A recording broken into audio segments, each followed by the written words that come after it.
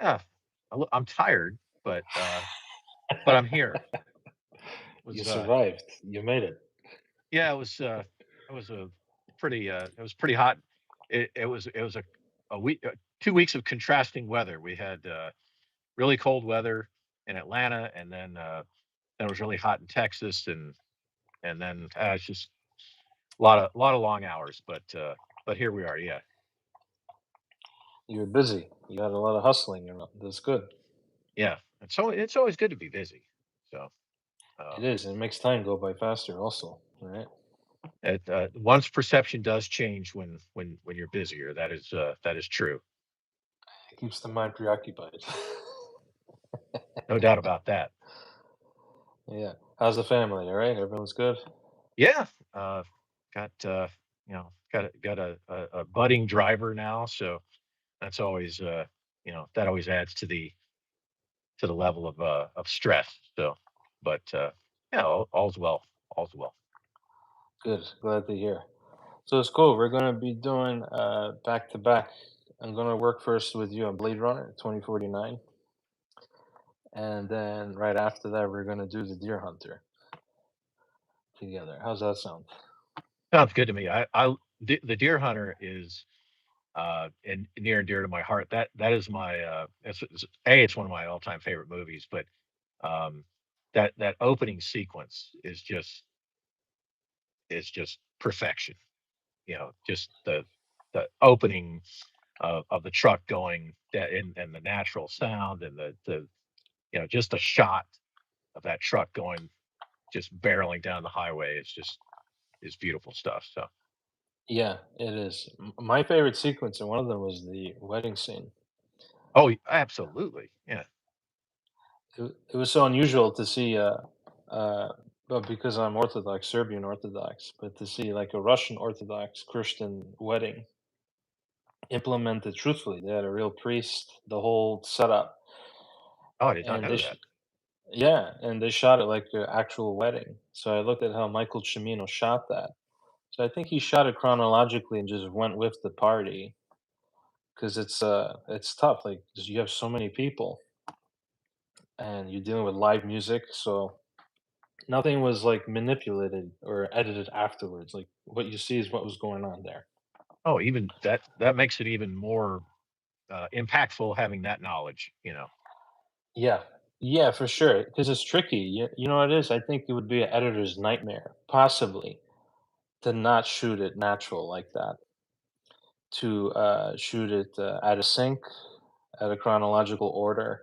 And I think it adds a certain spontaneity and magic to the air, kind of like the wedding in Godfather. It had a similarity there, I felt, with that. And Michael Cimino's Italian, as is Coppola, obviously. So it was interesting seeing that and to see like Russian Americans fighting an American war. Some might say maybe that was some form of propaganda or something within the film. I'm not quite sure. But the film was remarkable. And what I love about that scene in The Deer Hunter is that there was a lot of foreshadowing of issues to come. A love triangle with Meryl Streep between De Niro and Walken. And the two big ones was the Green Beret, the soldier. You see that he's kind of disturbed there in the bar. Remember Green Beret? Yeah. And him saying "fuck it."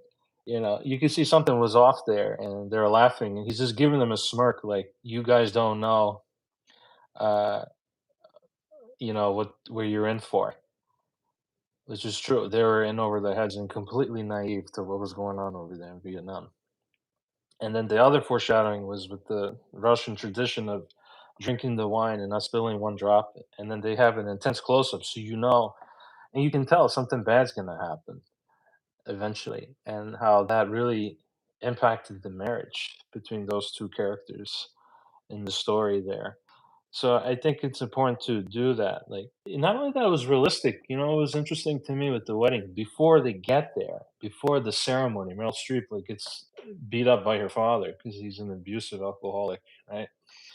And you get to see how realistic that is. Maybe you've gone to a party, or there could be some kind of argument with the family or friends as you're going there, while, during, or even after. It added more of a reality to it that, yeah, ideally speaking, it's supposed to be a happy occasion like a wedding and so forth, but there can still be some kind of human drama going on, which I've seen personally throughout the many years, intentionally, unintentionally, stable or unstable behavior between family members. So I like that he added that dynamic to it. It made it more realistic there. There And are, and weddings definitely, bring out that, bring out that dynamic too, so yeah. This guy is chatty. Who said that? Well, yeah, it is a live video chat. If you don't like it, you can go. That's funny. But yeah, Deer Hunter is a masterpiece, and I think one of the greatest films ever made, for sure. So I haven't seen really anyone, as far as I know, do a trailer of that. So that one has our name on it. yeah, I Other think than that that, that'll be neat. yeah. Other than that, the shots I really love were like the mountain shots in Deer Hunter, where it felt like there's a sense of mysticism there, and like the characters like kind of getting in touch with the beyond or God, if you will, because he's up there alone, and he kind of gains his regains his humanity there. De Niro's character. That's kind of like his calling there, and he lets the deer go, and that was like a sign to go back to Vietnam to go get his friend, and to have that. It just there's just such a brilliant execution with the build up.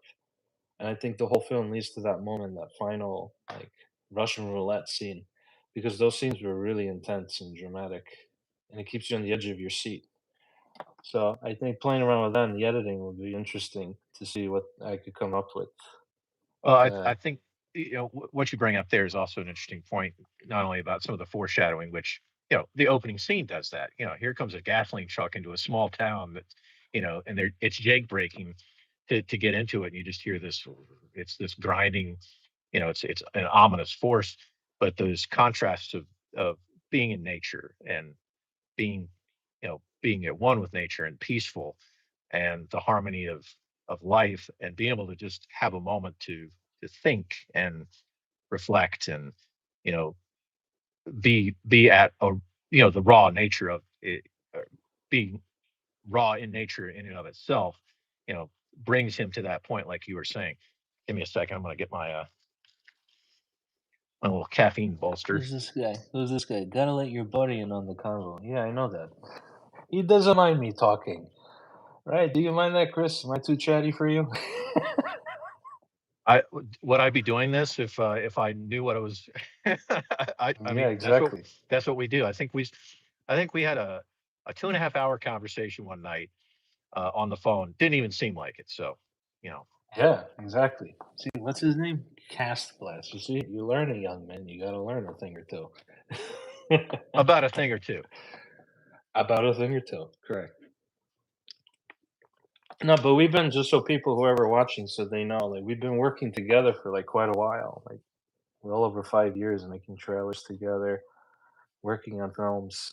What's some of your like memories that you recall for us working together, and your favorite projects that you enjoyed? Well, I think, I'd have to go with, favorite is it's subjective on the day, right? But Right. one that sticks out is doing, Insomnia, not once but twice. To be able to revisit that, because that's such a another complex film. I think that's we both seem to like those types of movies that, um, they provoke thought, and the types of films you can watch, um, over and over again, and glean something new each time, or find a little nugget like, oh man, I didn't notice this, or, the first or second time that I watch it. And of course, near and dear to my heart is Color of Money. You know, Right.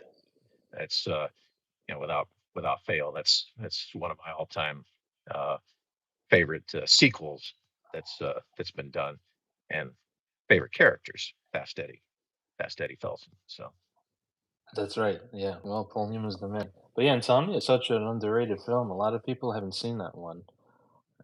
It's really underrated, and a lot of people didn't even know it was a remake. And I watched it not too long ago. I remember sending it to you, the original version, the Norwegian, and I wasn't too crazy about it, to be honest with you. I had some moments, Uh, it was definitely probably even more darker, Yeah, even more it was. just. I Go think it ahead. was. It was. Yeah, it was much darker, and I think it was. You know, it almost had that Bergman on steroids kind of. You know, just letting you know how dark this is. You know, with kind of a Yeah. modern twist as far as that goes. Um, but I enjoyed it seeing it from the uh, non-comparison standpoint. You know, it's kind of hard when you're watching any remake or any uh, oh this film preceded this one. Um, you know, it's good. At least what I do is I try to take my brain and put it aside before I start doing the comparison. I mean, there are going to be some moments anytime you're watching anything that's been remade. You go, oh, here we go, or that was a nice touch. Um, it could be a music cue. It could be a line. It could be the way the shot was sequenced. The edit is sequenced. But if you allow yourself to get into the ether, which I try to do, but that to me is a sign of a quality film. If you can get into, you know, if you can have that moment where you're in the ether and you forget, oh, this is De Niro's character, or not, or Pacino's character. This is Robin Williams' character. If you can step outside of that for a moment, you know, I think for me that's what made it. And it was enjoyable. Was it? If I were comparing the two, you know, I'd still put that in the B category. Um, but you know, looking at it from a standalone perspective, I did. I got it. I got what they were trying to do. Yeah, I think what he was going for more is just a darker detective story, and to have a character that was really edgy and irredeemable from the original, uh, the Norwegian one. What Chris Nolan did, I love that he fleshed out things like the phone call scenes were probably the heart of the movie in the remake, and that was barely there in the original. Only a few lines, and that was it. So it showed what a creative eye and imagination he had, Chris Nolan, even back then, because those were the early days for him, to enhance the scene and to really stretch it out and blow it out to something that could be.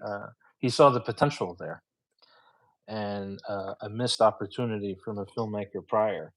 And even though he didn't even create the story, he interpretation is such a key word for a director and a filmmaker, because if you and I have the same script and the same budget and we go off to make it, it'll be completely different.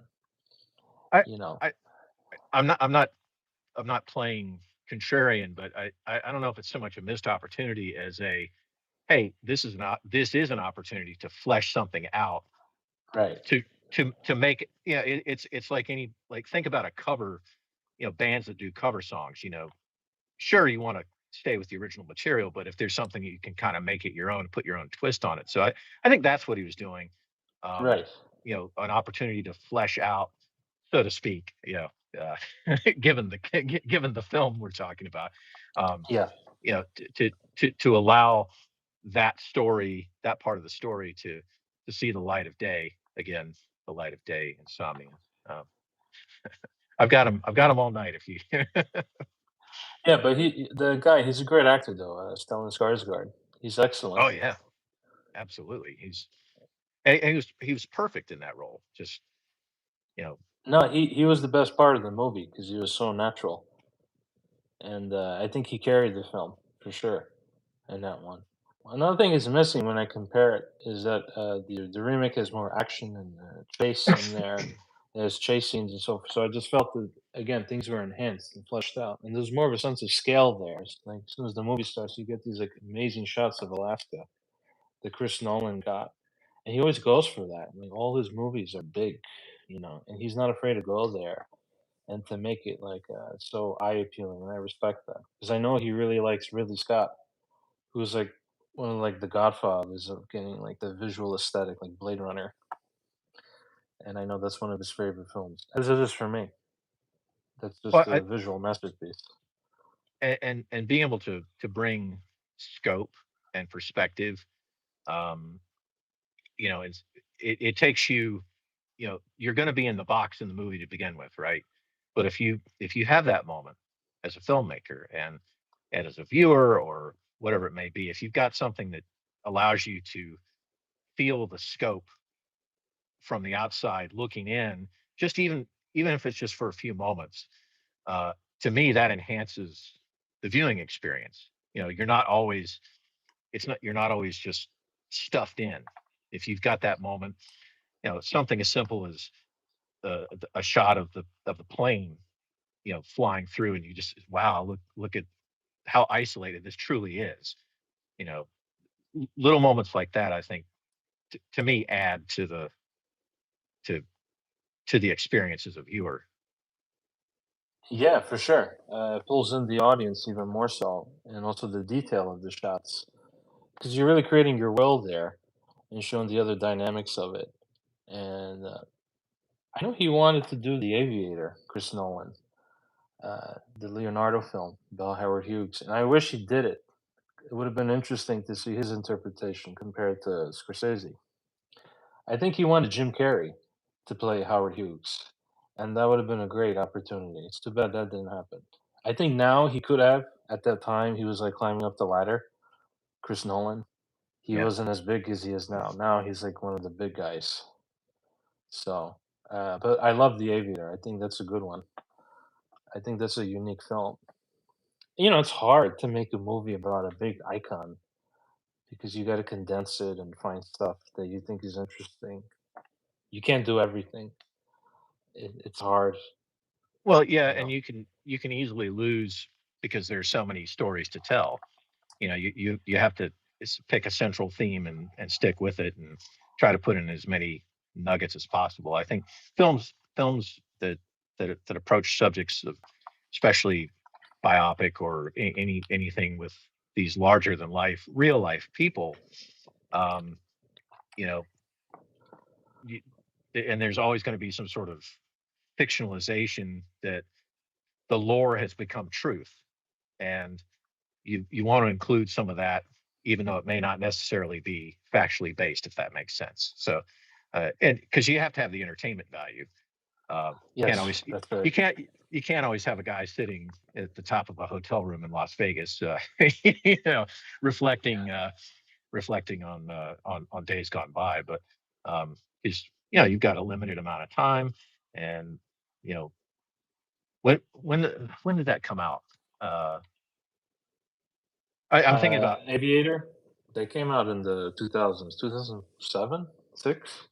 yeah, and so you know you think about if it were if it were done today, you know, it would in order to retain audiences, you it would have to be done almost completely different because audiences today, the attention span is just so much shorter, and you know it's always high paced, and so um, but yeah, it's not one of my all time favorites. I think it's well done. It's just I think it kind of plods along, but it's a neat story. It's a good, you know, sit on the couch. For me, it's a good sit on the couch and enjoy a movie. If that makes sense. Yeah, it does. It's You have to bring that entertainment value at the end of the day because it is a movie, and that's just a rule there. I remember Jim Cameron when he did Titanic, even, and then I think it was Charlie Rose. He asked him, "Dude, you had a lot of historical people that were on that ship that died," and he said, "Why didn't you focus on that too much? Like Peggy Guggenheim's like husband was there, other folks." He said, "It's a good question." He said, "Because it's not as interesting." And also, the audience was so emotionally involved with that love story that he created. That was the key to getting them involved. Because if they're just talking about people that were there, it would feel more like a documentary, and that's not what's going to work. They wouldn't care as much about the Titanic. And not only that, you know what happens. You know the ship is going to sink. So it's about yeah, finding a way to. yeah. It is sort of a you know we know how this ends, but um, and yeah, you do have to focus on something that that retains that human interest, that the reason for people to keep sitting there already knowing the ending. You know, it's give me something to guide me through to the tragedy, keep me in the ether long enough so that I Yeah. still have this and build the emotion so that when you know when it does happen, you're kind of like you've got that empathy, and then you've got that cathartic release as an audience member, for those who did. So, For sure, yeah, and but he nailed it. I mean, I think that's a rare commodity where you know it's going to happen and you're still pulled in, and people enjoy it. well, it's sort of like, uh, I mean, think you knew the Death Star was going to get blown up again in Return of the Jedi, but it's still fun to get there, right? Yeah, that's true. That's true. The good guys are going to win, you know. But there are films that I do like when you don't know what's going to happen. They make it a little edgy. Even Insomnia has that, to have a good guy kind of cross the line and to kind of become dark. Even in the remake with Al Pacino, you see him do ugly stuff to get his way, but then it becomes a story about redemption to rejuvenate himself, which involves sacrificing himself. And the message at the end: don't lose your way. Like, don't do what I did. You know. So I do admire that more when films can kind of surprise you in that sense. It gets a little edgy, and they take that risk, that gamble. Well, it's You know. it's it's about the character that you know uh, is willing to get their hands dirty. They're still the good guy, but Yeah. it's realistic in that regard. It's not you know you might have the white hat in the cowboy movie, Yeah. but you don't always see leading into the final gunfight the things that lead into it, right? But when you've got filmmakers who can make that work and show that vulnerability and that humanity, that sometimes there's got to be some dirty tricks to be, or not necessarily by the book, I should say. I think is a better way to put it. To to uh, to get the result, which is for the greater good. Um, that's that to me makes quality film. Yeah, for sure. Even as because you said white hat, black hat. I was just watching Falling Down recently with Michael Douglas and Robert Duvall. That's a good one there. But I had that Western element there in that concept. Obviously, Michael Douglas is the black hat, and there's like a Western showdown between these two guys at the end, and they both have something in common where he completely like lost his way. Michael Douglas, defense, whereas Robert Duvall as well lost him. He lost the daughter at a very young age, but yet somehow maintained his humanity. Whereas defense didn't. He seemed like pretty much an irredeemable character. There was already something wrong with him prior to the beginning of the film, of him getting fired and losing his job. You don't even see that. It starts on the highway, and it just goes from there on this rampage. You just see him deteriorate, you know. But I thought that was interesting to have that white hat, black hat, Western element on. And you're right about that with the like the cowboy or the modern day cowboy. If you look at the Western mythology, like in the old days, like Hopalong Cassidy or Roy Rogers, even John Wayne to some degree. Then he started like stepping into like the darker side, where the heroes were kind of shown in like a pure sense. There's a sense of purity there, and not realistic. Like no cursing, no drinking, no drawing the gun until the bad guy does first. It's not realistic. So that evolution took place throughout the years, where you see more of a gritty, realistic hero, maybe even an anti-hero, but hero nonetheless. I think Clint And Eastwood was the guy to really take it there. yeah, I agree with you there, and I think some of the the thought process, in the day, was to keep Hollywood you know in a linear good guy bad guy kind of thing, because it's a simple formula. Um, and then as people started to find other things in the entertainment world, they grew tired of okay, yeah, we know that this guy is always going to win. Give us a reason to cheer for him. Show us some sort of. I mean, heck, you saw it in comic books through the years. The evolution of Iron Man is a good example. Marvel Comics addressed alcoholism. I think that's the first time I've ever seen that in comic books. Back in the, I think it was like in the 130s of the original Iron Man um, comic books back in 1981.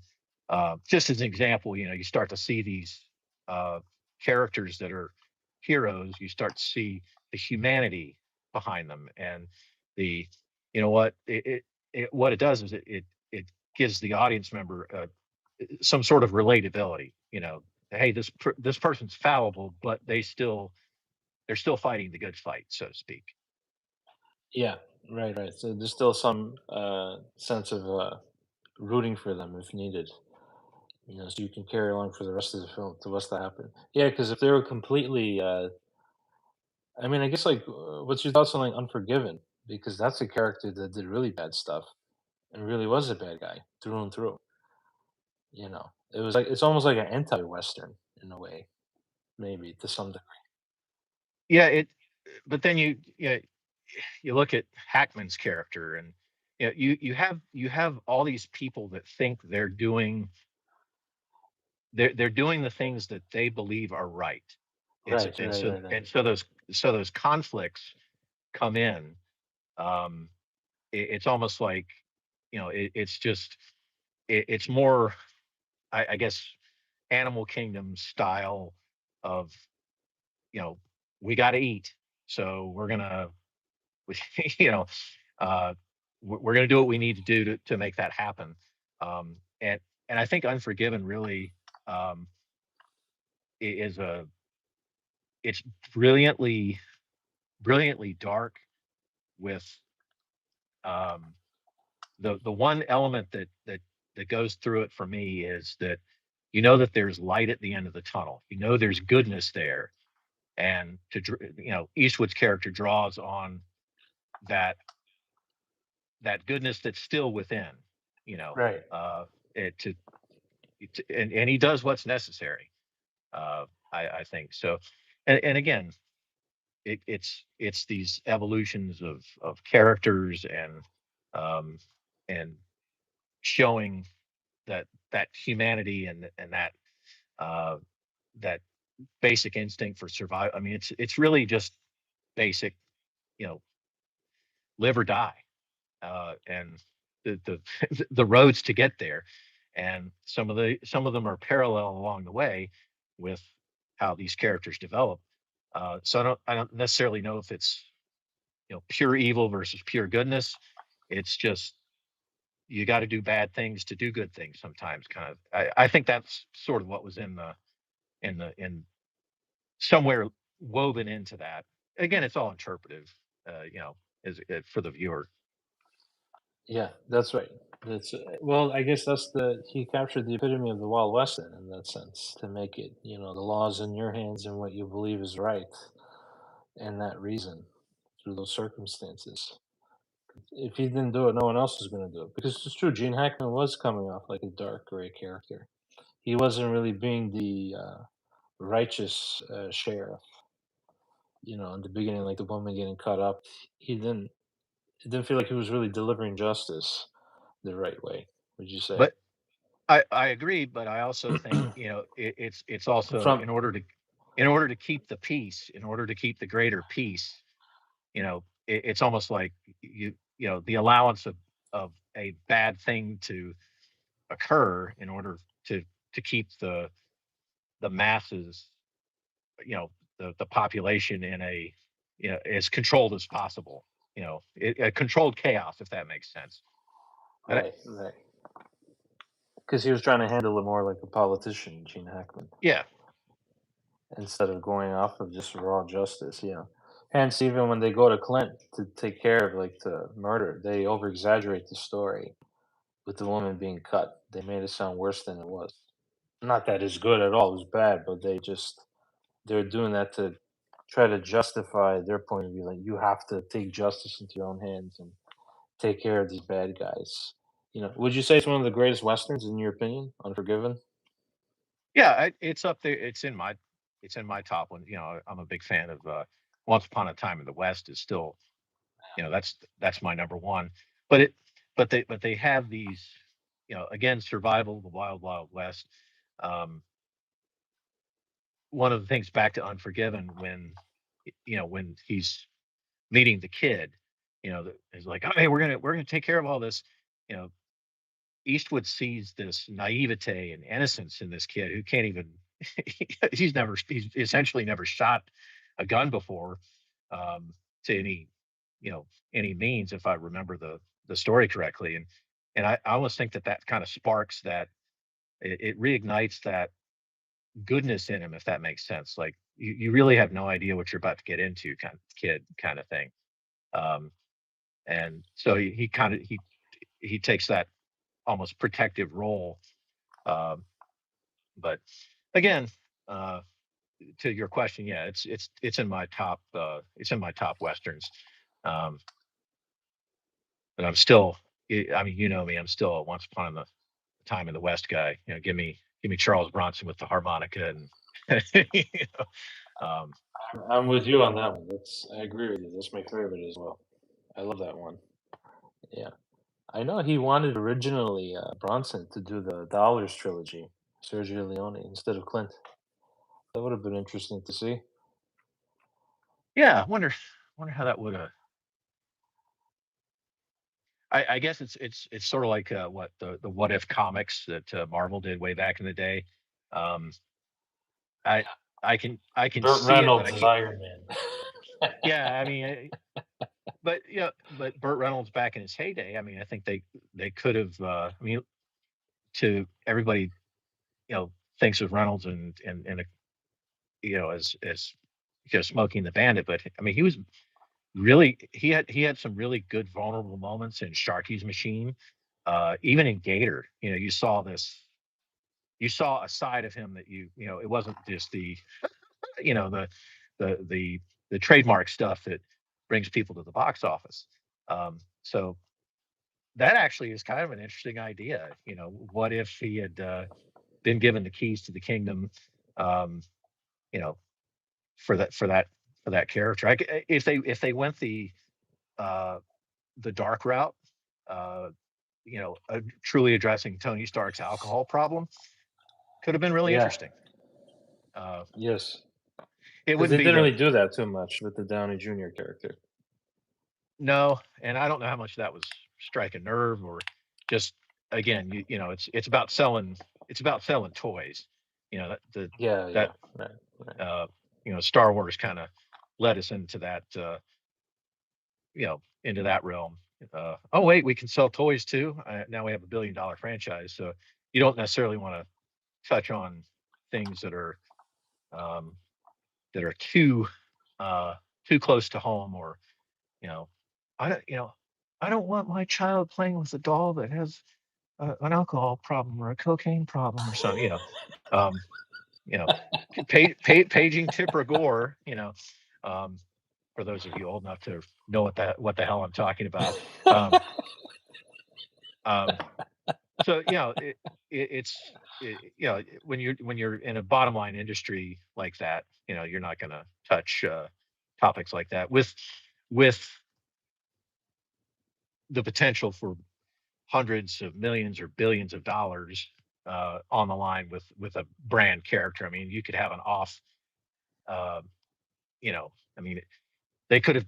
I mean, think about this. They could have done Leonard Part Seven, where Leonard is, you know, they take a serious route with that. But, all right, that's out in left field. But you get what I'm saying. You know, it's not a I brand got name. you. It's not a brand name. You know, uh, uh, character that has a it's already a global phenomenon. You don't want to. I'm saying in their minds, you know, the people in the boardrooms and the bean counters that come up with this stuff before they go through and revise scripts, and, you know, how can we make this? Uh, how do we make money without, uh, being too controversial? Right. Right. Yeah, yeah. It's true because even like it's interesting. I remember Robert Duvall in one of his interviews. He said when he did The Apostle, no one wanted to do it. He said it's a little too personal, and I guess that hits right there. Where even though he was this big name or recognized actor and well respected, been in some of the best films, Godfather, Apocalypse Now, and so forth. No one in the studios wanted to finance it. He had to do it all on his own. They weren't interested in doing those kinds of personal films that were more artistic because it dealt with this controversial creature. from the South, who was like he had a dark past, made mistakes, and he was trying to like redeem himself. So I guess it didn't hit us home for much, although it became like a critical success. But it was a It was a gamble that he had to take. great film, and in fact, Stern went after Duvall passed, was playing some of the old interviews, and there was a I was driving, I don't know, 2 weeks ago or wherever I was going somewhere to work, and it was just mesmerizing hearing him talk about getting that done, and you know how much it meant to him to get that film made and to do it his way.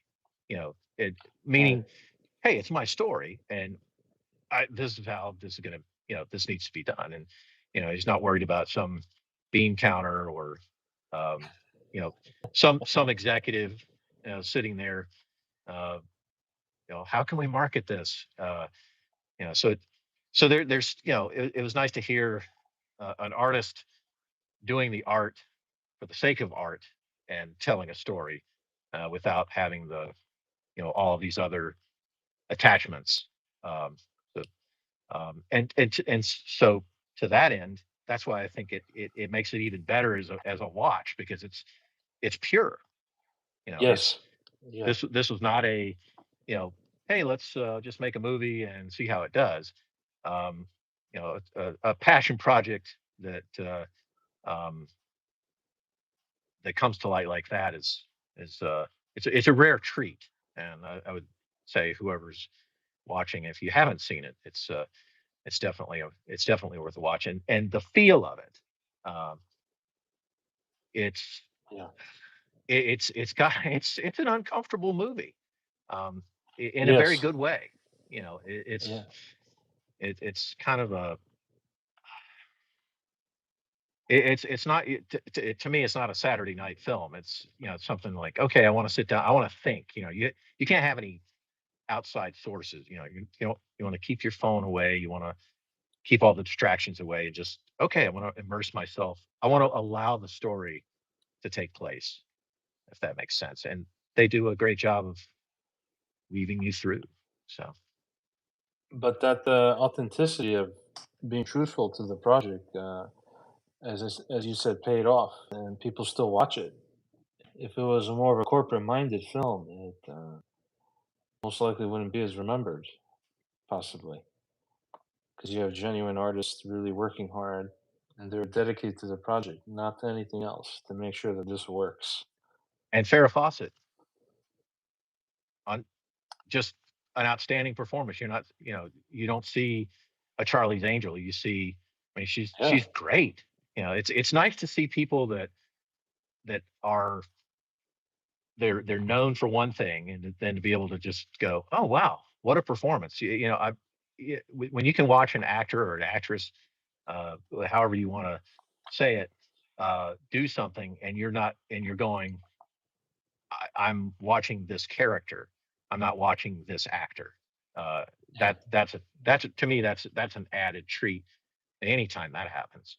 Um, but yeah. there You're you have right. it. When we worked together and all this stuff, like I remember Dan having this conversation with him a while back, and he talked about how it serviced him as a voiceover artist. Like, what has your experience been like me in working on a lot of these movie trailers? We've known each other for like more than like 5 years as well. It's been a long time. We did a lot of stuff together. Yeah, I think, and this dovetails into some of the things that I'm doing in my own world, because I've been working, uh, in the promo discipline, um, and in terms of studying and working under, uh, taking master classes. Um, the biggest thing from the start, I was just like, okay, here are the lines, um, and I was concerned about the lines, and I was trying to execute within the framework of what you gave me, but I didn't quite know what I was doing. Not to say that I do now, uh, Mhm. but I have a better sense of when. I mean, it could be something as simple as a musical cue, when to allow that space, from your standpoint, as an editor, um, the notes that, um, you know, when do I draw down and lead into a particular note? So from the get go to now, like if you sent me some of the original scripts and we redid them, they would be totally different. Maybe not to most people listening, but they would be totally different to me because I have a better understanding of, oh, this we're the bridge here, but it's not the type of bridge that you thought it was. It's a bridge this way as opposed to this way. I mean, just even those subtle notes in uh, bringing a word, or a phrase. Um, how do I start, finish, and what's the middle? Um, and working with you kind of really got that spark going, and then doing what I've been doing, uh, with some of these master classes, and going through a lot of it's more television. It's not movie per se, Right. uh, Right. but it's been good in creating a better sense of the internal clock, and um, that's also helped on the commercial side when I get commercial work that comes my way. Um, if I know, okay, these are the visuals, um, and as you know, you know, my main work is visual, so I already think from a visual standpoint to begin with, um, and to be able to combine all of that, and then you coming in and going, hey, why don't you try these things? Um, it's been a real treat because it you know it's been a slow climb up the mountain, but I'm still climbing up, if that makes sense. Right. Yeah, yeah. Well, I think that's good, that mentality to always stay the student, because there's always something to learn. Even from my point of view as an editor, been doing this more than a decade, but there's always something to learn and to stay that way. That's how you keep growing. And but no, you're excellent what you do, and what you have. One of my favorites working with you is Enemy at the Gates. I really love Oh that yeah, one yeah. when you deliver it. You're great for history. You're great for any historical film and for like documentaries, and you just fit perfectly into that. You capture like the essence of the story. You deliver that. There's a certain aura and vibe that complements the mood of the film. It's like this remarkable true story that took place during the war. So I'm sure that was probably one of them that you enjoyed as well. I did, and you bring that up. I think that really kind of drew me out even more, because of the way, I watched your cut multiple times before I even bothered looking at what you sent me, as far as script. So looking at it, and um, the way you put that together with your sequencing and just the overall tone, I it was a treat to go, okay, I think this is this is part of why I really enjoy working with you too, because it's like, okay, here you go. What's your interpretation? And when you have asked for revisions, you've been very clear on it. But I like how you just come out of the gates and go, get it, come out of the gates. And yeah, Yes, I can. all right, thank you. There's a tip jar for those of you. Um, but but to go, and I presume you do this with everybody you work with. It's like, okay, here you go. What's your interpretation? And that's one that stands out, as a, um, to me it required more attention, in the sense that, like, wow, it's so rich. It's like, okay, how do I approach this? And so I think I think that's one. I don't know. Did we do two or three revisions on that, or maybe two or three pickups? Because I actually I think that's the only one where I actually felt like pressure, if that makes sense. For Because it was Enemy at the just, Gates. yeah. And when I say pressure, I don't mean in a negative connotation. It's more like, Yeah.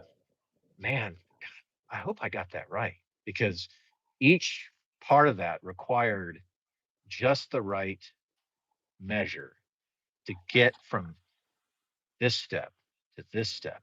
to this step to this step without being overbearing.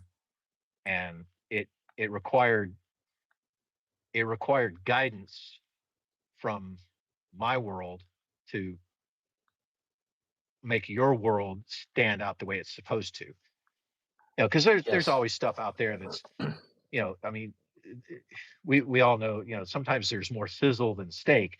Yours was all steak, and it required very little sizzle. So it's almost like, man, ooh, do we do we turn up the wick a little bit here? No, no, no, not on that. But on this part of it, and that was from what you brought in that piece, and that's probably the most difficult one that you say. And I love that. I love that challenge, um, because again, it's so heavy, but you want to allow the audience they, you want to allow the audience to go, you know what, I'm going to put that on my shoulder, and I'm going to go enjoy this. And that's a hard thing to do. um, it's not just, you know it's not like you did Con Air, you know, Right. which I think, but again, but that has its place.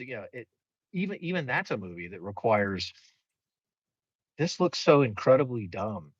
But I remember seeing that it's still one of my all-time favorite movies, because it's so ridiculous.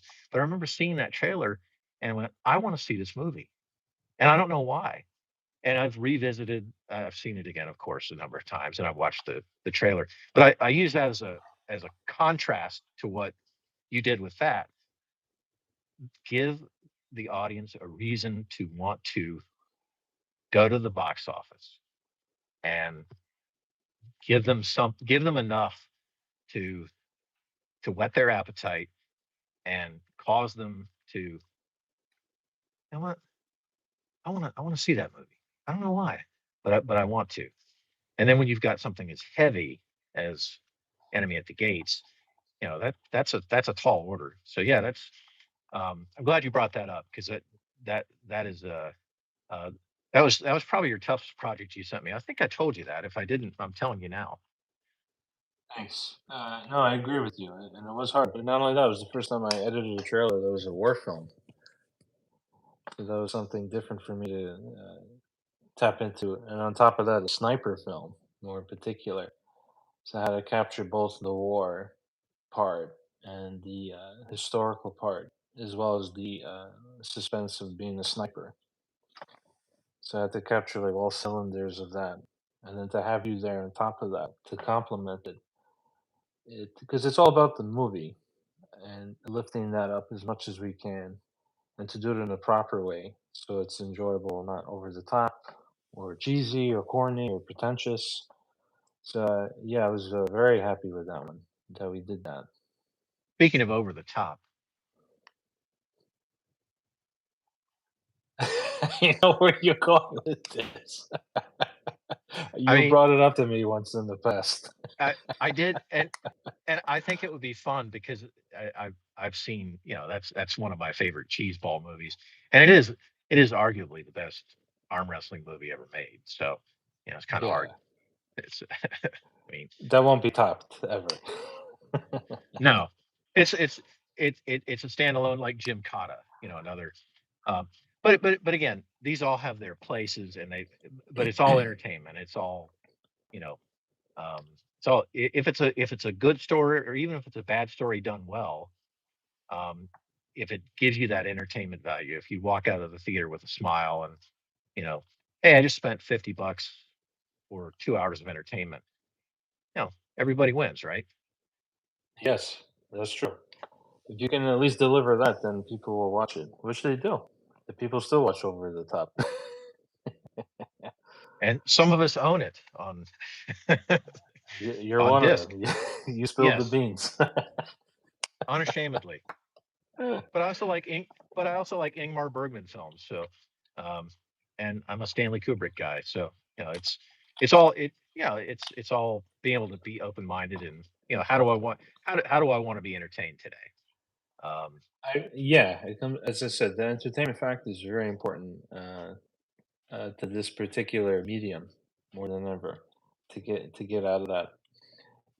I remember you mentioned a long time ago to do the to look into a trailer of The Wicker Man. Many years ago, we spoke about this. Maybe like 5 years ago. I remember you mentioning that to me. So I would have to go and watch that film again, and that would be an interesting challenge to figure out a way to put that together. Why do you like that film so much, The Wicker Man? The original, not the Nicolas Yeah, Cage one. yeah. I think because Edward Wood. First of all, Edward Woodward is brilliant in it, um, and it is one of the best slow burn horror suspense movies um, that uh, that I've ever seen. And I think horror it's under the horror category, but it's more suspense for me. Um, Right. but the purity of Woodward's character contrasted with this pagan village, you know, um, and just the temptations. I mean, it's a um, there there's so many layers to peel, and when the moments occur, it's it's just it's piano on the head moment. Like, where did that come from? But you feel this uneasiness, and I think that's a credit to the way that it's shot and the way it's edited, and the acting. You just ha- for me, it's an uneasy film all the way through. And when he's got these moments of temptation, uh, and he doesn't follow through on them, it's almost like this guy's getting set up for something. He's there, I don't know what it is, but and then then you get the reveal, and it's kind of like holy Toledo. And um, the let's just say for those who haven't seen it, there's one scene in particular where the reaction is real from from him. It's not acted. It's okay. So you're gonna come up over this hill, and this is what you're gonna see. And that moment of terror is captured so well. It's kind of like what the you know it's it's a really it's a really creepy film. What it's one of the few movies that I won't watch it after it's dark. I know that sounds silly. You know, as old as I am, but it's just there's something. It's I won't get a good night's sleep. I need to watch it before dark, and then go watch cartoons or something afterward to flush my mind, Right, if that right. makes sense.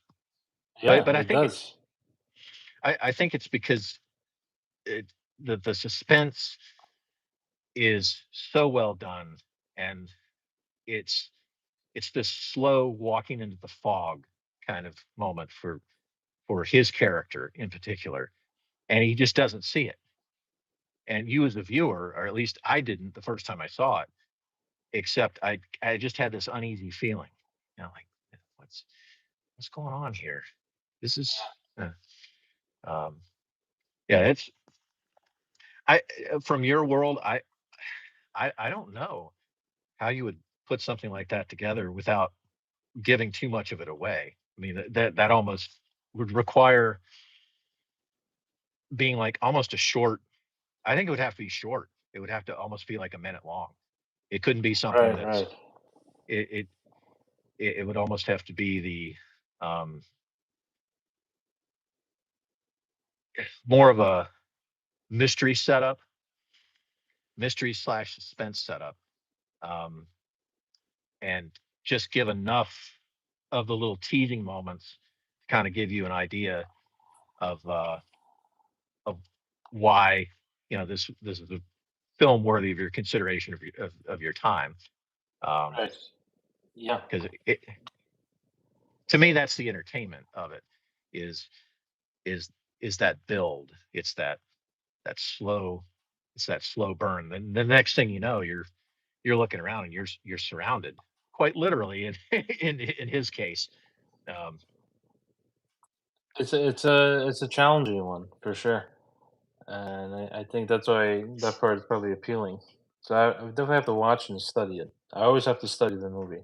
You can't just charge in blindly and think it through. There's a tremendous amount of forethought in creating anything, even a trailer. You know, it's no joke, as you Well, can see. and I think the big thing is touching on the ritualistic nature of of the other side. Maybe even see it from the antagonist's point of view. Um, here comes this outsider, um, but we need this outsider. Did we pick the right one? I mean, that to me is an approach, uh, versus just, hey, why is this guy coming to this village? Um, so I think that it might be worth a look. I don't know, from your from your from your world, if you're looking for uh, an idea, uh, to, to to check that out. So Yeah, for sure. Having said that, I remember you said you watched the film that I directed not too long ago. yes, What was your thoughts on that? Like, what kind of feelings did you get watching it? it was it had that, it was this kind of day in the life meets what's going to happen, kind of. It's but done in a way that didn't seem like it was ordinary, if that makes sense. Yes. I'm losing Anything stood out to you in particular? Because I know you have a creative visual eye as well. One of the things that struck me, not even from the story standpoint, was your color grading. I know that sounds a bit odd, um, but I think the color grading helped tell the story. If that, I mean, does that make any sense to you? Yeah, it does. Yep.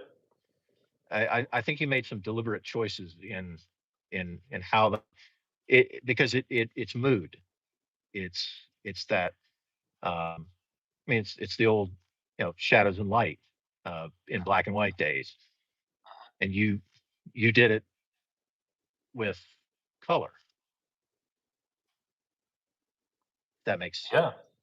Yeah, for sure. And there's a dynamic there as far as like from going to daylight to nighttime and how to be shoot even at nighttime.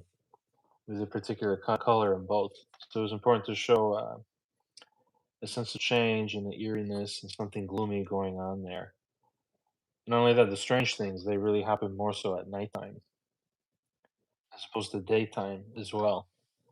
So yeah, I do like color a lot because I do photography and it does set a certain mood there that will complement the story if you know what you're doing with that. For sure. Because yeah, the wrong color could be bad, visually speaking, if it's not the right part of the genre. I believe it could be and out of and the night ordinary. and night sequences too, just in general. Um, you know, there's so much that's not there that you can't see, that it invokes your brain into going, what is there? And something's there. It builds that sense of it. It creates this natural feeling of anticipation because of what you can't see. And I think that those are, and I one of the things you did too in that was your sequencing, um, and the timing of the edits was, you had this cadence to it that, it reminded me. I'm trying to think of, there was a movie that I saw where the edits were the most important. They were integral in telling the story without anything. That was like a dominant force in part of the story. And there were some times where you had these sequences that were just, the way you put them together. It was just here, here. here, and the time. I mean, I didn't sit down and scrub, I didn't scrub the film and go, oh, these are all 3.1 seconds or 4.2 seconds or whatever they are. Um, so I think those choices in telling us,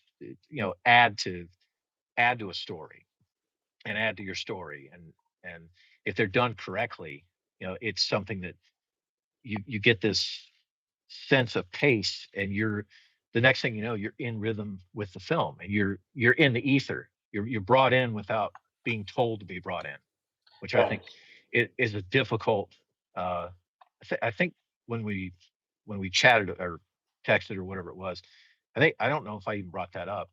That was something that I picked up on. It was just I'm 9 minutes into this and don't know how I got here. Uh, right. If that yeah, um, and You that just was you just got sucked into it and you're there. Yeah. yeah, and that's not an easy thing to do. Um, No. No. it- Thank you for saying that. I appreciate it. Thank you. Yes. Well, I guess I think it's so important to be for films for editing.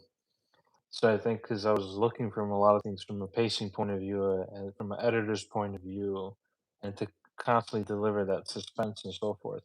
Like the watch scene, I was incredibly mindful of the pacing there.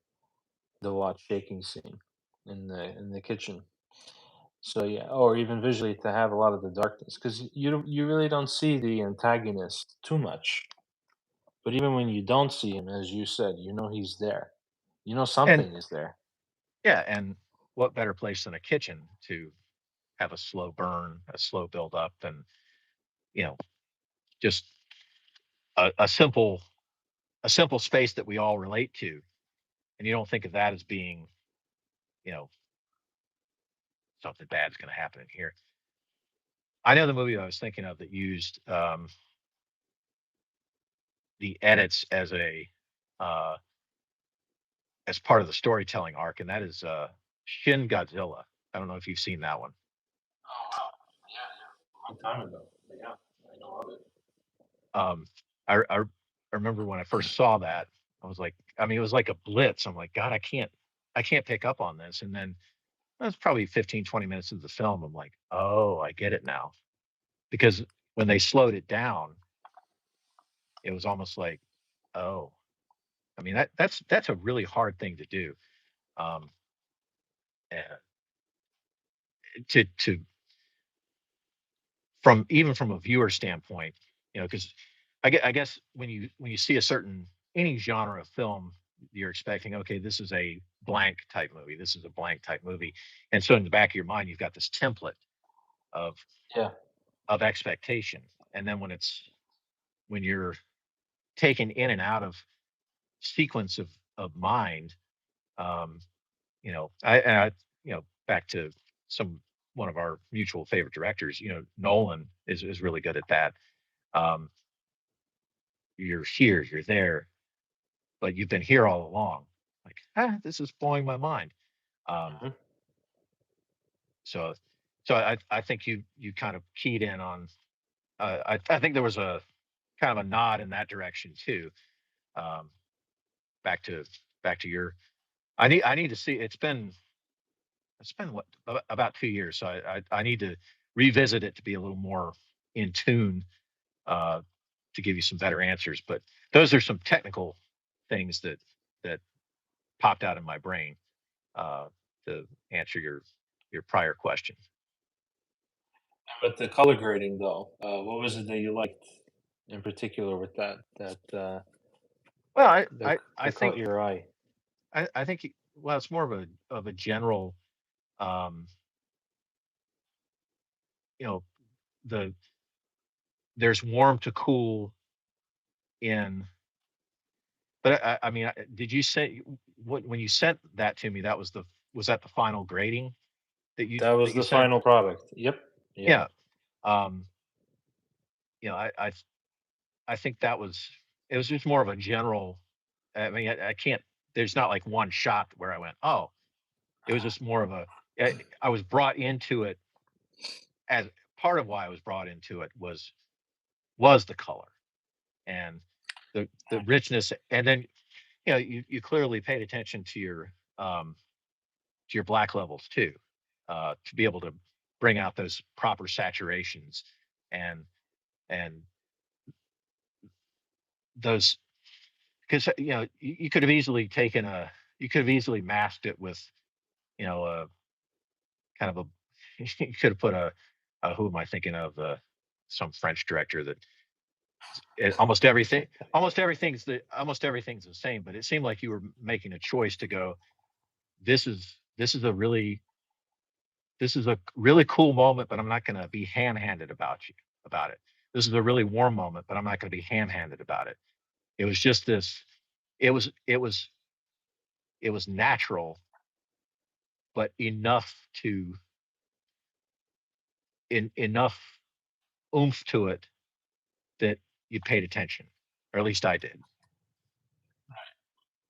It's a good way of putting it. And you're the first one to talk about it, technically, from the visual point of view. Yeah. Well, I shoot log all the time, so uh, and I think I'll have a LUT in my camera, and sometimes and there's some tricks that I've seen from some of the other DPs. In fact, I learned a new one the other day, um, where we manipulated the color in log before we even sent it to get graded, and then I saw the graded version, and I was like, oh, so that's the little trick, because we were trying to take we had a lot of greens in our background, and um, even when we were shooting it, and I had my LUT on, I was like, I can't put my finger on this.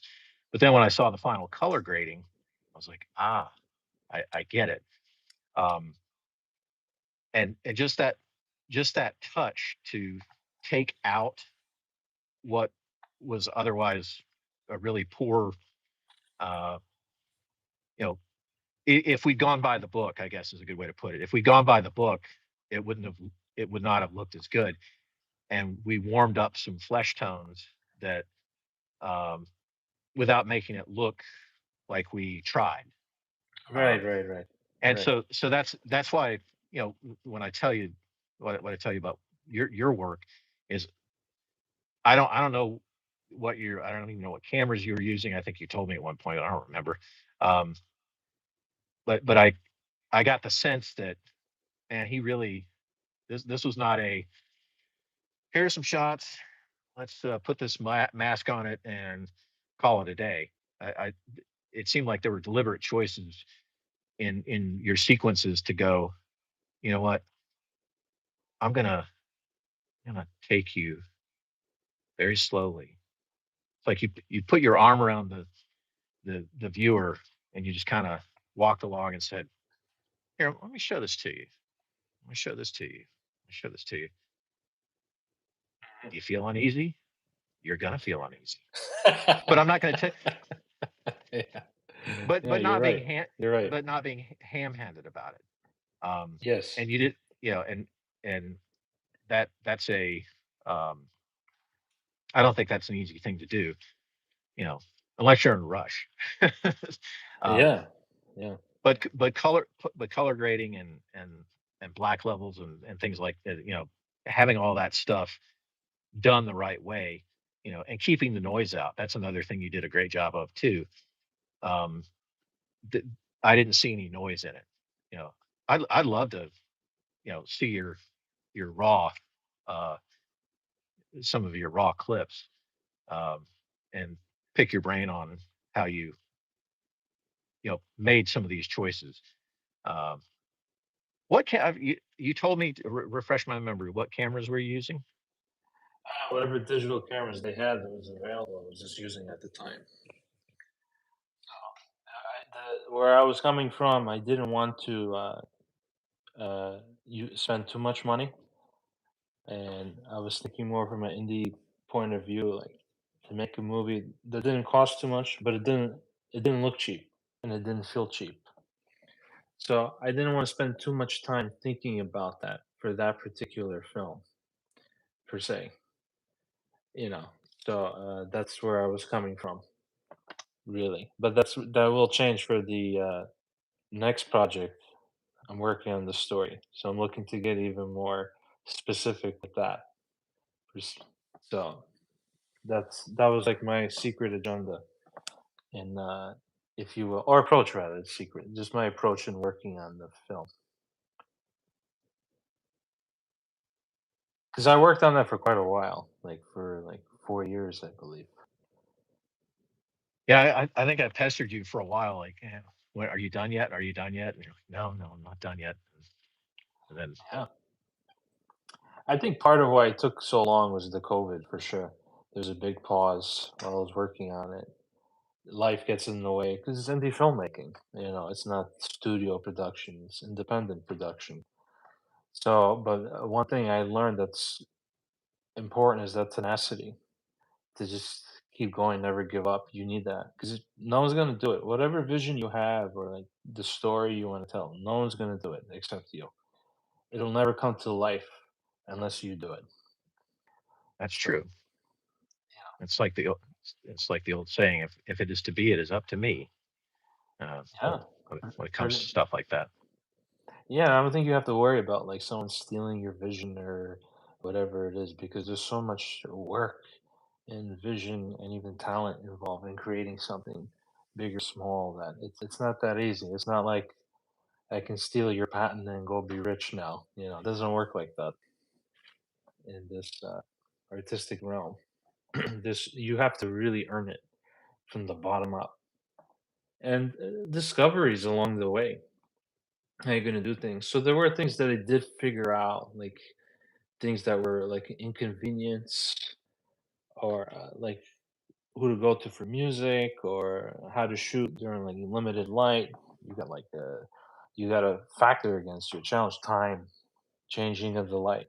So like that sunset scenery when the character finds the watch, if you recall, we did that all in one day. So as the shots progress, so does the sunset, and you actually get to see it in its natural, real form. And I was very mindful of that because I wanted you to get like the big epic view. I've seen, I think, probably one of the best shots in that particular short film, in And my and opinion. and chasing, it's always that, there's that golden moment, sunrise and sunset for exactly what you're talking about, and you have to have the great gaffer has to be playing along nicely too, um, you know, and you got to get it right. Uh, you Yeah. um, I mean, I, I there have been numerous times I've been tasked with, hey, go get this sunrise shot, and I'll go, and what's there? You know, it's cloudy, and the flag that's supposed to be the money shot, because I've already, I know where the sun's going to be. I've planned my shot the day before, and Mhm. then all of a sudden it's like, oh, there's a layer of fog. I'm not going to get it, and your shot's blown, and but when you only have one day to get a particular shot, um, yeah, it's disappointing. But on the days when it works out, you know, just something as simple as uh, you know, knowing, okay, it's going to crest here. There's a couple of places that I shoot that uh, I know exactly where I want to be and exactly what time I want to be to get what you're talking about. And I'll look at the weather the day before, and I plan out. I back time my day to, okay, at 6:35 p.m. I need to be in this spot to get this shot. Yeah, And that's right. That's right. if the weather's not right, it's not going to happen. Uh, but when it does work out, um, I've shot the same. I've shot the same from the same spot multiple years and gotten different shots every time because of just the way the atmosphere is and the refraction of the light, and to be able to, I mean, it sounds like you got lucky to get, Yes, you know, so that's you what I read my mean. Yeah, mind. you Yes. you got to have cooperation from the great gaffer up above Yeah. to make those things happen. So, um, Yes, luck plays a part because you're not in control of Mother Nature. It controls you, if you will. So, but yeah, because even if you plan, because I've done photography as well for a long time, and I know like where to go. I'm pretty close to the beach as an example. I get there in like 20 minutes. So if I catch a sunrise, I know like exactly like where to go to see the actual sun come up. And I have a small window of time where the lighting is particular and the sun is at a particular angle as well. So I have to be mindful of that and work fast and try to get the shot that I want. But that correlates also to filming a scene, and it was actually one of the most exciting days for me in regards to the film shooting that sequence, the whole sunset, and him finding something. Well, I was so incredibly concentrated and working on it, and it was a hell of a lot of fun. I was going to say I did not realize that part of the story because it didn't. Um, Now that you've refreshed my memory on that particular shot or sequence there, uh, it didn't it it was so natural. I didn't think about okay, that was done in one day. It's almost like, man, that probably took a couple days of good timing, but to be able to pull it off in a 12-hour window, I mean that's pretty damn impressive. Thanks. Yeah, it was quite something. Luck was on their side, as you said. So we just kind of rolled with it. And I knew, I said, man, if we come back here, I go, if I fuck this up like one shot, and if I come back, it's going to be completely different, probably. So Was I then I would have rolling? to do the whole thing again. Yeah. What I was rolling, right? Not only that, the particular place where we were even like stationed completely changed. Is- Are you alive, good sir? Sorry, I need another swig of water here with my Anheuser Busch cup. Uh, I sure take comfort in that, dude. this was one of my favorite. This was one of my favorite days at work. I had best beer of my life. Uh, we shot at the brewery there, and actually had Budweiser the way it was intended to be. Um, but anyway, yeah, a lot of it is, um, I actually came off of this past weekend. Uh, I tried some things that didn't quite work out the way I wanted, and it was kind of one of those days. Then it finished on a high note, just with positioning and lens choice, and um, I used a lens I've rarely used. I used a 200 to 600, and I was like, I'm just gonna see what it gives me, and ended up with some stuff that I'm like, wow, what a great way to end the day. Um, that that allowance to be frustrated and then clear your mind and move on. But from your world as an independent filmmaker, where you have specific things going into it, a lot, as you know, most of what I do is sort of a um, catch as catch can. But there are certain things, in certain places that I was like, I know exactly what's going to work. I know where this is going to fit. Um, this is what I want, and I go get it. Um, but then when those times where circumstance gives you an option that you didn't want, and then it works out, it's it's almost it brings back some of the joy, if that makes sense. Uh, Yeah, to to it's very rewarding when you actually get those shots that you want, and then you can move on. You try, and it's so much work and concentration in getting those shots. Like, and it can be even for like a couple of seconds in order yes, for it to progress to the next one. And there's an energy that goes into that and concentration, and you have to duplicate that every time you shoot something. Every shot, every part of it. So it's mentally draining and exhausting medium. So you really need to know how to preserve yourself and what to do for the day. And I learned even with editing, like what I do now, or working with you a lot, or Dan, Charlie, whomever. I figured out a method which is just personal for me and me alone when I'm working, and how to pace myself so I don't get overwhelmed mentally in creating something because there's so much time involved. well, and that's and that's one of the big uh, elements to try. You're always fighting time, Yes. um, Yeah. and uh, in my world, I have assigned certain assigned duties, but most of at least parts of my days are just go have give us what you can give us. Go have some fun.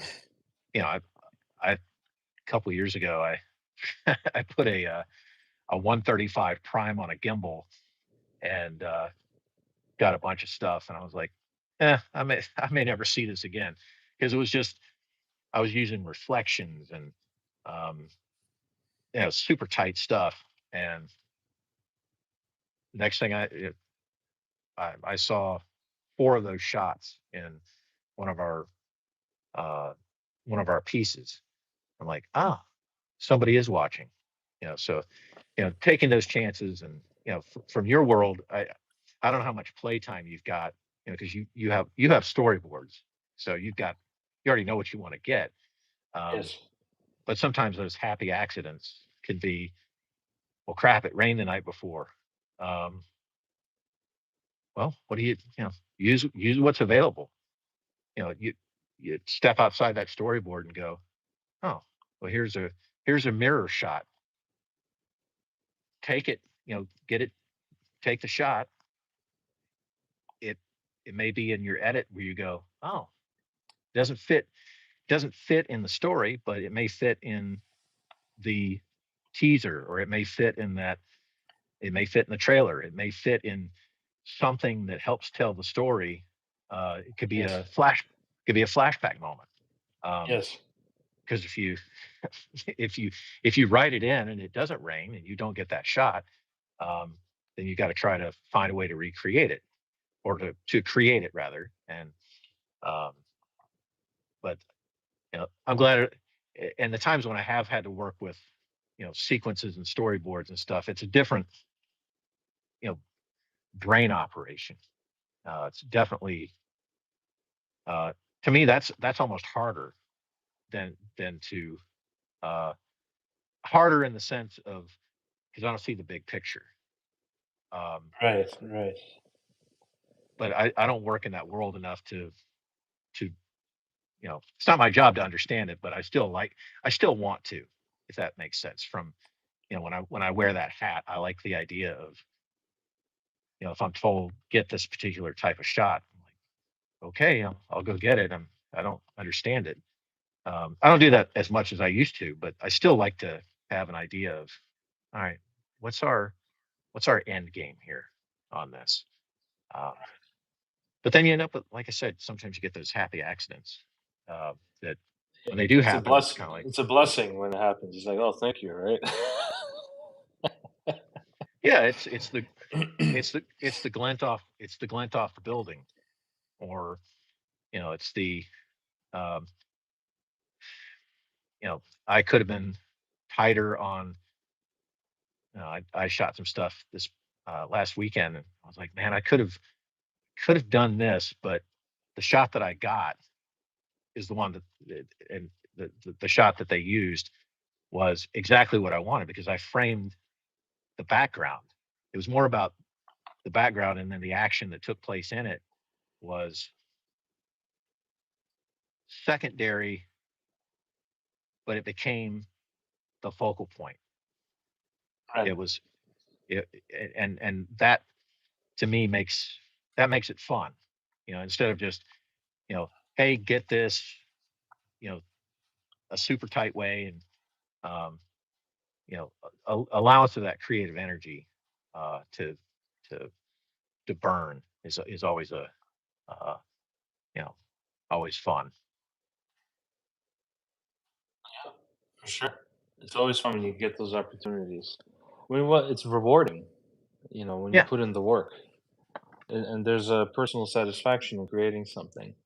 And it's just great that philosophy I always have is I just do it for me and the people that I know, and because you can't be a people pleaser, you gotta. Uh, as far as I'm concerned, from my point of view as an indie filmmaker or being an editor, I gotta do it because this is what I want to see and that's how I want to do it.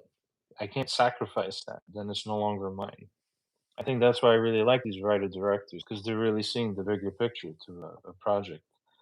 So I already have like for my next film the ending and everything. So I'm just working on the rest of it along the way, getting there. And you see the bigger picture, how to get there, and what you're going to use technically, shooting it, location, so forth, actors, so forth, the mood, the visual style, and so forth. So yeah, you got to look for the bigger picture and all those elements, and it's fun.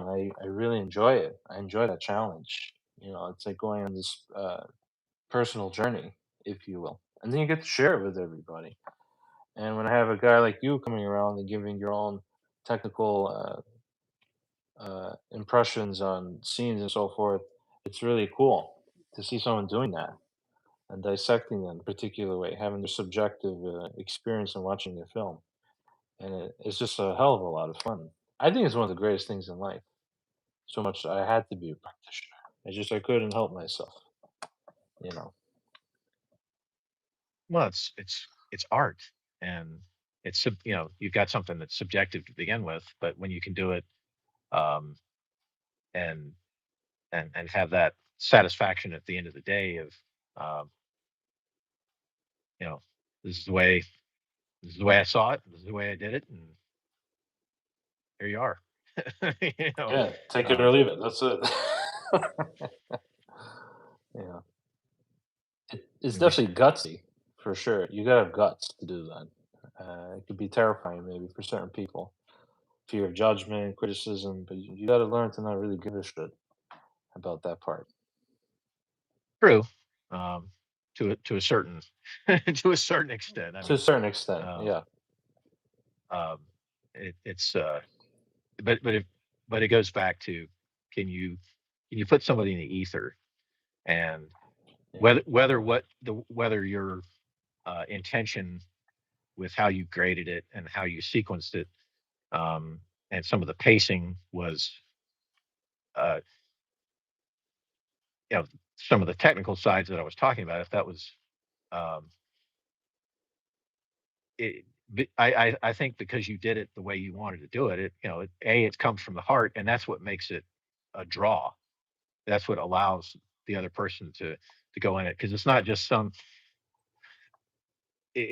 something that's just like, okay, here's a bunch of shots put together, and because I mean, how many times do we hear about filmmakers, and you go and, all right, um, I've seen I've seen soap operas that are more you know entertaining. I mean, because you look at a lot of the stuff that's, there's a reason when you press on your tablet or your Apple TV that, wow, there's 150 movies to choose from, and I mean, I struggled with that last night, just to try to find something to go to sleep to. I went back to 1974 to, uh, 20,000 Leagues Under the Sea, because A, I hadn't seen it in years, and then B, everything else. I'd watch these trailers, and it was all the same thing. It Right. was this blitz of edits and one-liners, and like, well, I want a story. Yes. Tell me a story. Yeah. Um, and and then I'm going to bring up. Have you seen the new Running Man movie? I saw the trailer and it really came off as a comedy, if I'm correct. Well, I here's read what's the interesting. book. I read the book and I loved it. It was one of my favorite reads of all time. The Running Man. The trail I saw the trailer, and I went, "This looks like just garbage," and so I didn't Yeah. bother with it. But I was on Right. the airplane. I had uh, almost a, I don't know, 2.5 hour flight. I'm on the airplane, and it's like, okay, it's here. I can watch it on the iPad. If I don't like it in the first 10 minutes, I'll just go. I got sucked in, and it's not a good movie by any stretch of the imagination, but it's fun. It it has these elements of some of the 80s action movies that we grew up with as teenagers, or at least, I think I got you by a few years, but, um, just these, that a little bit of gray there. Um, I'm getting some too, so I am right behind It, you. It's okay. so I want to start out with saying it is not a good movie, but it's entertaining, and it's paced well enough, and I there's some really cool underlaying things in it that I don't know if they were intentional or not. Um, which is kind of a condemnation of how things are done today. It's just it's a lot of the suspension of disbelief. You really have to have a lot of it, first of all, with the story to begin with. Um, but it moves so quickly. Um, in what you're in his apartment one minute, learning about his family, and then the next thing, within 15 minutes, oh, he's on the show, and it's just this fast paced. But it's entertaining in that standpoint, but it's also kind of a microcosm of how things are done today, which is everybody it's consume, consume, consume, and there's not much substance. I mean, it's like you've eaten like 2 bags of potato chips and had 3 Cokes uh and couple pieces of cake, and then you're done. Um, Yeah, yeah, yeah. but some of the moments in there are reminiscent of the old '80s action, just ridiculousness, and they're actually well done. Um, Right. it's incredibly silly. I don't, it's unfair to compare it to the the Schwartz the Arnold version of it. Um, it captures some of the essence of that, but um, so entertainment wise, it's it's not something I want to see again anytime soon. But if I'm on an airplane again and I've got time to kill, I may revisit it just because there's some stuff like, oh, visually, that was kind of uh, it's kind of neat how they pulled it off. But there's so many holes in it. If you're looking for plot, if you're looking for empathy, I mean, there's a lot of hand-handedness to it. So it was hard for me as a viewer to to really be you know other than kind of the pop at the end, you know, uh, you know, it almost was like a pro wrestling music moment, where it's like, yeah, and then all right, let's go home. Um, you had the pinfall, the good guy won. Everybody knows that's going to happen. It's just how do you get there? Um, and it's but again, that's modern modern film. There's not It doesn't require any thought whatsoever. Uh, Right, right, right. but a story like that, could have easily, you know, take another director and you know could have slowed it down and really there was no suspense to it at all. It was just, you know, It's just a roller ham-handed. coaster ride. Right. Yeah. Yeah, it was real ham-handed, but yet entertaining. Um, but that's what we're getting these days. We're not getting um, films that require any form or any thought process whatsoever. Um, but You see, you that know, alternative that you just said is kind of how I was envisioning the story when I read the book many, many years ago. And I imagine it to be, it's really dark going off of the book that Stephen King wrote, and very dystopian, uh, even nightmarish at times. There's even a nightmare sequence in it, and kind of scary at times. These like bounty hunters coming after him. So it didn't have that campy vibe, or even like what Schwarzenegger did. It was nothing like that. He's like he's but out there in the world, and they're trying to catch him. You know. there were a couple, and I haven't read the book, but you bring up the night. There were a couple times where he had, or well, I remember one at least where he had that nightmare sequence, but it was painfully obvious that that's what it was. It wasn't something. There wasn't enough in the way it was done to make me go, oh, you know, you're 25 minutes into the movie, you know, obviously that's not going to, it's not going to happen. I mean, otherwise the credits are rolling, and it's a movie that could have easily been 20 minutes shorter and uh, So I mean, I think they did touch on some of the things in the book um, that you mentioned. Again, I need to read it, but um, again, Does he disguise himself as a priest in the movie? yeah, Oh, wow, okay, yeah. okay. So I that's one thing I did read one of the snippets on it. Uh, that you refresh my memory on that. That there were elements from the book that were taken care that they took care to do in the thing. Um, but again, there wasn't anything done that built the suspense. They could have drawn out some of those sequences a little longer, in my opinion, to Right, to give it a little more uh, to give it more feeling. But right. but the overall pacing, it would have ruined the pacing of the film. I would suspect, and I could be wrong, um, that if they actually wanted to make a longer cut, if there's some edit floor, um, that it would actually go into the decent category, or at least for my book. But again, entertaining, and I think that's it was meant to. That's the whole premise of it. It's this it's a bread and circuses uh, kind of thing, and I think that's part of why it was paced the way it was, and it was also part of why you didn't really get into the characters as deeply as you could have. Um, I think there's your homework assignment. It's worth a watch because there are some cuts in the cake that could have been deeper, um, and made it again a quality film. Uh, but you know, again, I'm not some executive you know trying to figure out how to cut jobs and use AI to cut corners in the film industry Uh, these days. It's about yeah, you know it's about slopping the troughs.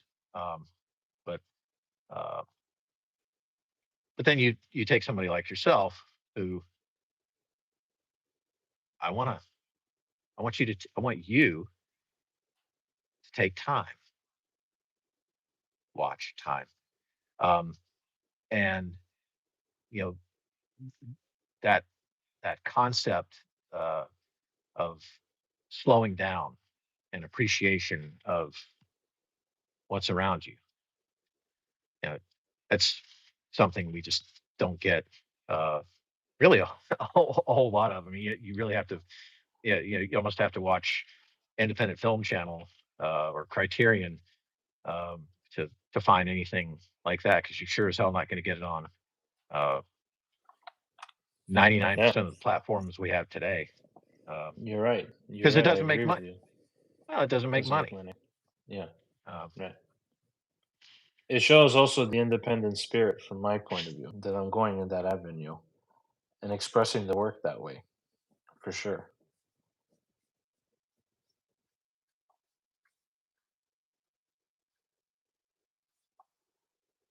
Are you there? I lose you. I lose you. yeah, nope. I was waiting for you to say something else. I was waiting for you That's- I was waiting for you to guide me to the. there was the time and suspense right there. No, but that was the point, like to go off of there and deliver that authenticity instead of like let me cut back or cut around the corners or like you'll never see me use AI, never. Like everything will be good old fashioned filmmaking, the way that I like to do it. I will never let the computer do the work for me. And not only that, you're gonna tell. You could tell. Like the authenticity will be gone, and it's not. It wouldn't be a human experience. And that Well, I don't think that stuff will ever overshadow real filmmaking. It'll be there, have its own medium, but then you'll have the real deal guys, and people will want to watch that. As I told Dan once back when we chatted, that's how I personally feel about it, in my opinion. yeah, and there's something to be said for practical effects, and there's something to That be yeah, said for um, you know the people who design sets and production design um, and thinking about spatial relations with lens choices and lines and time of day and what are you given on any given day with okay, this is we want to shoot this set of of we need to shoot this sequence, but it needs to be this type of weather. Well, we can't do it today, so let's go to page 6 and we can get this stuff done. Um, Right. People are losing that now. Instead, it's like, we'll fix it in post. Okay. And there is something to be said for using some of those tools, um, but not, you know, not as a, uh, you know, not as the main, uh, you know, just we got to get this done, and here's how, let's just, we'll create it in AI or something like that. Because you can tell, I can tell, and it's you know, think about the what the new Godzilla movie, what a budget of $10 million or something like that, and it's Hmm. brilliant, and Yeah. it's practical effects, and it's uh it's magnificent. You know, think if they had a budget. I tried to watch some of the new. Uh, I'm talking about Godzilla minus one. Is what I'm talking about. But then I look at the the stuff that was done, the Kong versus Godzilla and Kong Skull Island and all this stuff, and it's like I I'm watching a glorified Donkey Kong movie. It's just there's no there's nothing in it it's just like it's and then tepid acting and every shot now is we got to get a shot of the actors going you know and then they drop a one liner. Okay, so here's this prehistoric creature that can destroy you in any second, but we've got time to crack a joke. It's just uh, It's takes away from. it's very mechanical and not organic in delivering the story. Also, it comes out very plastic, Yeah, it's like just that. you know go buy some more popcorn in the lobby because you know we're gonna have some sort of zoom effect and stuff the human eye can't do, um, and yeah, and that your brain can't do. Um, we're gonna cover up the shortcomings of the story, the acting, and the fact that you're watching mainly computer generated objects with a bunch of flashy stuff, and now go buy our toys versus telling a story. You know, Yeah, yeah, that's right. They're just it feels like the craft of filmmaking. It's like a rare art these days. The genuine craft of what it's all about. Some of these few guys are keeping it going, like Nolan or Tarantino or David Fincher, just to pull a few out of the hat.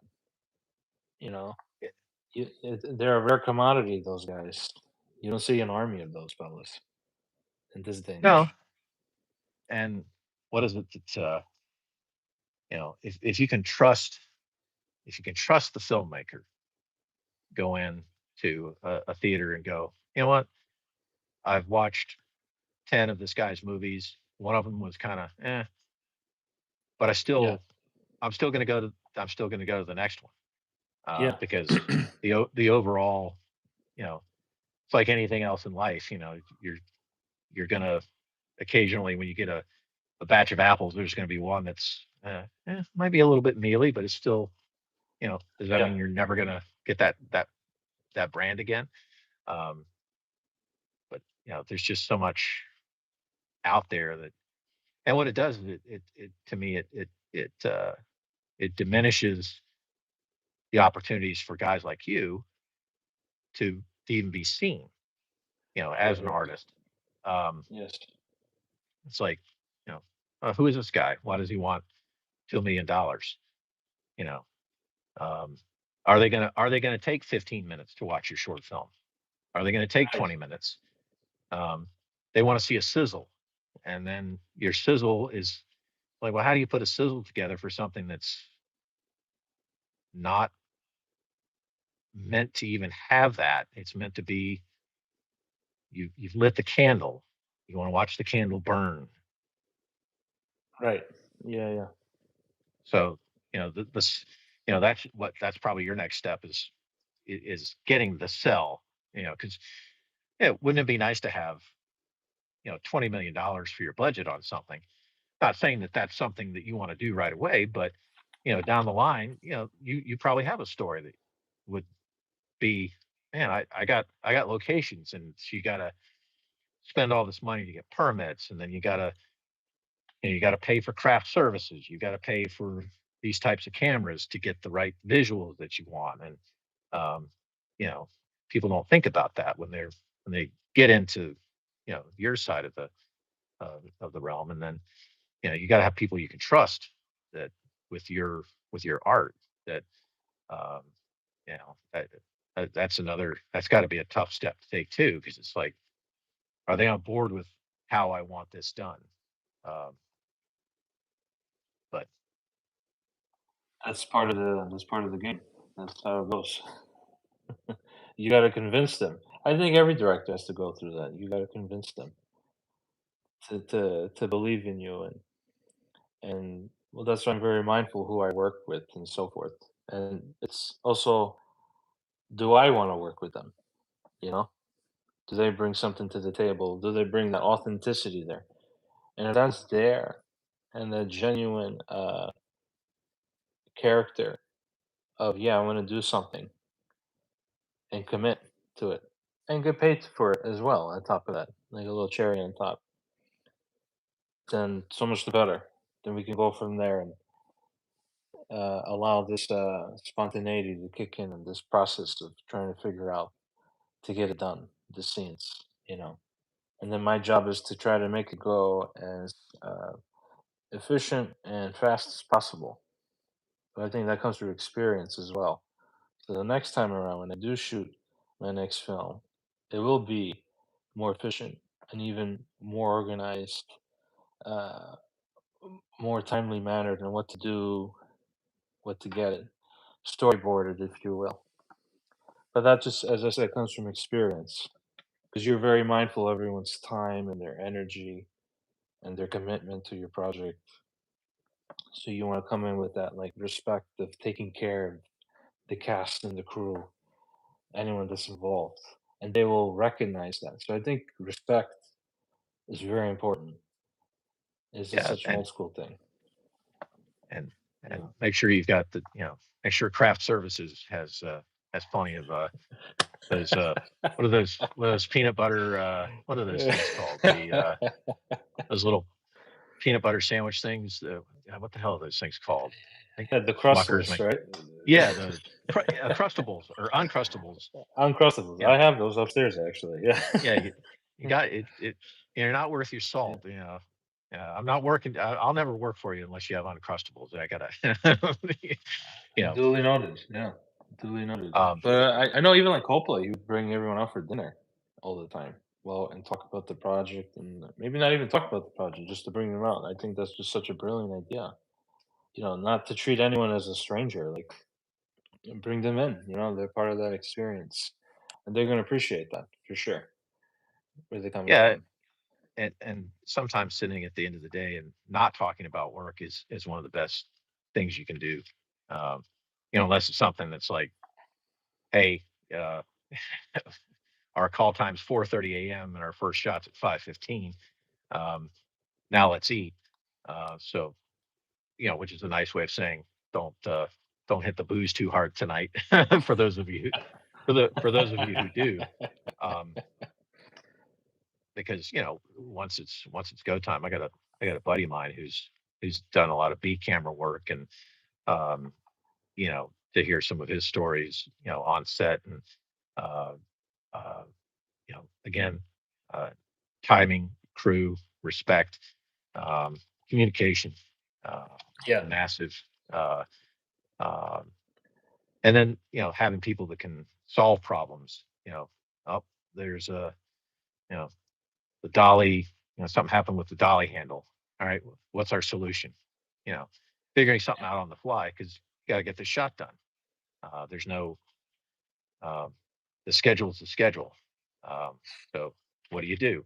what do you have an alternate plan, or do you just you know just plow through it and find a way? People that can do that. Uh, but again, that's that communication. But that team building, uh, uh, definitely massive, uh, a massive part.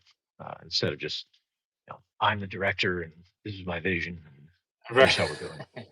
Oh, hell no. That's such a terrible way of I remember Robert Duvall said that, some old school directors where they didn't know how to direct actors and so forth. He said, when I say action, tense up, god damn it. Tense up.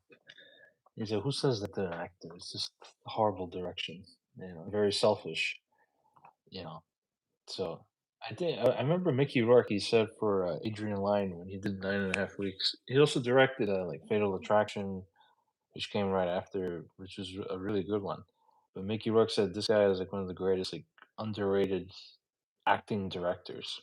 He would give you such subtle direction, really brief, and just from those few words, like he could enhance your performance tremendously.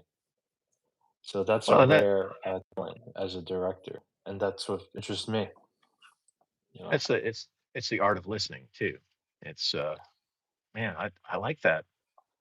I like the intention there. What if your intention was to be to tell me the same thing, but to tell it to me in a way like you were talking to not your best friend, just somebody that you need to communicate with them. They're not your best friend, but they're still your friend.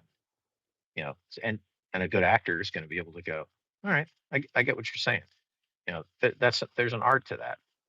Um, it's some of the things that I've learned on the voice side, is of course who you're talking to. And one of the directions I got, uh, was similar to that. It was like you're talking to a friend, but they're not really your best friend. They're just a friend. And that be able to draw that in your head and go,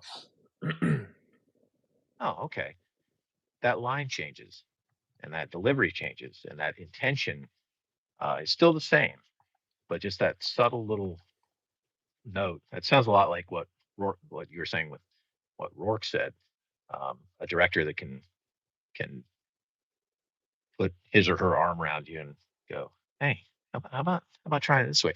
And it gives you a B take, and sometimes you might do an A, B, and a C, um, and you're looking at dailies, or you're you're looking at your final, uh, options in post, and then you're like, you know what, that original take was actually what we needed for this feeling, or the directed part.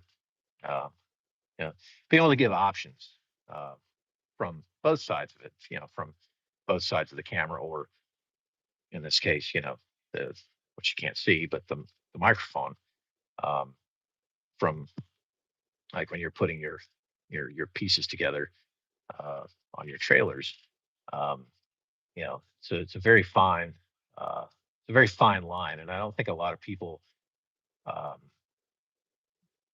see that, um, because a lot of what we see today in movies is just so it's really one dimensional. You know, yeah, so right, right. um, I mean, we don't need to name names, but there are a lot of you know well paid people, but they're and good on them. Um, but when the burger tastes the same every time, it's kind of like, well, why do I want to keep eating at this restaurant? You know what I'm saying? You want consistency, but you want to have a little bit of something that that that keeps drawing you back in to, why do I want to pay money to see this person? Um, but you see a lot of these. They're, it's the same facial expression, it's the same reaction, it's the same cut shot. Uh, it's just, but we also don't see a lot of those, um, people in movies other than what they're in. Um, but what do I know? No, you're right. There's a lot of bullshit out there, pretty much. Well, that's another way to put it. Yeah, yeah, I get it. I hear you. And I think on that good note, we'll end it there. I think that's a good way of ending it for this chat for now. Fair enough, because I think we slung enough of our own, right? So, Yeah, we did. Chris, it was really great catching up with you, and we're yeah, gonna thanks work. for having me. Yeah, we're gonna work together soon on these two projects back to back, you and I. So I'm looking forward to that. It should be an interesting one for sure. Well, I'm Blade Runner 2049. I think that'll be a lot of fun too. Um, we'll go from something heavy and serious to um, a nice follow up on a one of the best dystopian films, and uh, all credit to Philip K. Dick, who gave us, you know, the whole thing to begin with. So, uh, Yeah, do do androids dream of electric sheep? And we're getting more and more close to answering that question um, with AI and all these other things. I mean, we could maybe our next one we could have a philosophical discussion about that, and how Fahrenheit 451 is actually going to be coming to light. So, it's a good idea. We should do that next time. It sounds like a plan. all right. Well, thanks for having me, brother. Have yourself a good Thank you, night. Chief. You too, Chief. I'll talk to you soon. All right. Have a good night. Pe- Peace out. Peace out. And everyone else, good night. Good night, all.